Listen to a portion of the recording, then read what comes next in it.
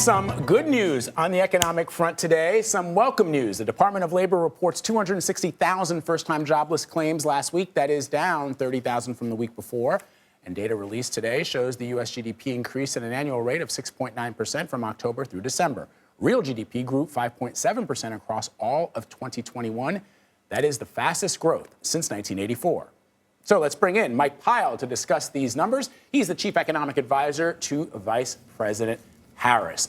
Mike, good to see you. So help our viewers understand, because if you look at the stock market, which a lot of people do, and perhaps they should not, but for a lot of Americans, that's how they sometimes gauge how things are going in the economy. Help people understand what's driving this economic growth, and could the upward trend continue? Yeah, absolutely. Thank you for having me. I mean, I think focusing in on the GDP numbers is a great way of answering that question. And it highlights what we try to do around here, which is not focus on any one day, any couple of weeks, but look at the longer term trend lines. And that's exactly what the GDP report today helps us do. As you say, GDP versus this time a year ago grew faster than it has in almost 4 decades since 1984. Over that same year, we've seen over 6 million jobs added to this economy. We've seen the unemployment rate fall at the fastest pace on record. And looking ahead, as you heard from Chair Pyle yesterday, and is consistent with how we see things here as well, there's just an underlying momentum and underlying resilience in the labor market, in economic activity, that even though clearly we're in a moment where, as your report just a moment ago highlighted, Omicron is having an impact, that underlying resilience we think is going to see us through across the course of 2022 as well. So in regards to the stock market, what we have been told is that the stock market is reacting in part to the belief that interest rates are going to go up, maybe starting in March. We don't know how much. We don't know how many hikes, but the idea is that this will rein in inflation. CBS News polls show that many Americans think that the economy is in bad shape because of the inflation and that the president isn't doing enough. So I want to ask you, if there's an interest rate hike, will this be enough? And if not, what else?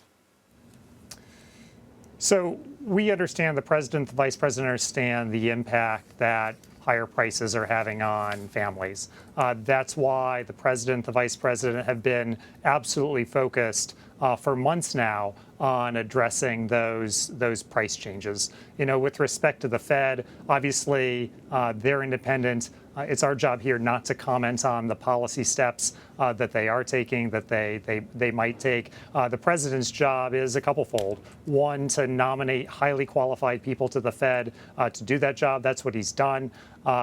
Moreover, it's to take steps with respect to the underlying fundamentals of the economy, and that too is what he's done, what the vice president's done. If you look at the steps that they've taken with respect to things like supply chains, moving the velocity of goods flowing through our economy higher across the course of 2021, and taking steps with respect to the longer term on the economy as well.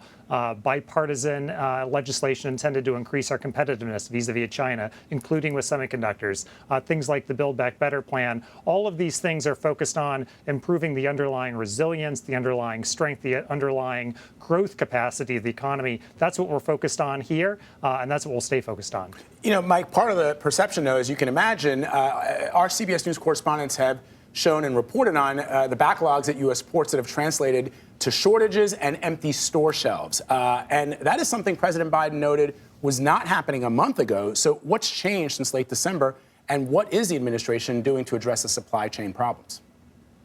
So, like I said, this is something the president, the vice president have been focused on with laser-like efforts since the late spring when the problems first began emerging. And, the steps that we took across the fall, things like moving the ports of LA and Long Beach to 24/7 operations, working with states to improve the rate at which commercial driver's licenses are issued, building pop-up ports outside of places like Oakland and Savannah to get goods off of ports and into commerce. All of those have paid off. I mean, if we look back to the Christmas season, there was a lot of concern concern in the fall around what the Christmas season was going to look like. But that was the dog that didn't bark. You know, Americans had presents under the tree, had Christmas dinner on the table, and that, I think, is a reflection of the success that the president and vice president's plan has had. As we look at kind of where we are right now, we still see retail inventories higher than they were at the start of the pandemic,